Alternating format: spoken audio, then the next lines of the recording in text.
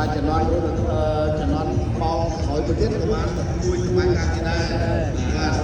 ហើយសម័យកាលចុងក្រោយនេះគឺកាលពីឆ្នាំ2022តែប្រទេសកាតាគេធ្វើជាម្ចាស់ផ្ទះបាទកាលនោះគេថាតដាប់ទៅរូបមែនទែនបាទការប្រកួតថែមម៉ោង120នាទីលទ្ធផល3ស្មើទីបំផុតគេឡើងទៅកាន់វគ្គ2នាទីកាត់ទឹកដីយកឈ្នះក្រុមម៉ុនកូបារ៉ាបាទម៉ុនកូបារ៉ានិយាយទៅសងទីគេបានគោលខាបលើកទី1របស់គេនៅឆ្នាំ1978បាទ78លើកទី2នៅ1986បាទ86នេះមានរឿងត្រូវនិយាយទៀត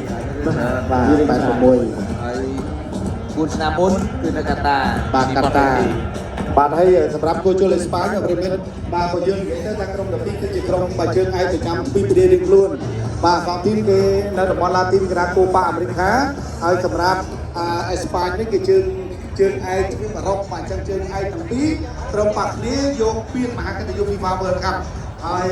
អេស្ប៉ាញក៏កំពុងតែសម្លឹងទៅការឈ្នះពាន World Cup ជាលើកទី2ក្រោយពីរងចាំអស់រយៈពេល16ឆ្នាំបាទតាំងពីឆ្នាំ2010មកបាទប្រិមិត្តហើយជាមួយចំនួនធំចាំមិនពេកគេអង់ដ្រេនេស្តា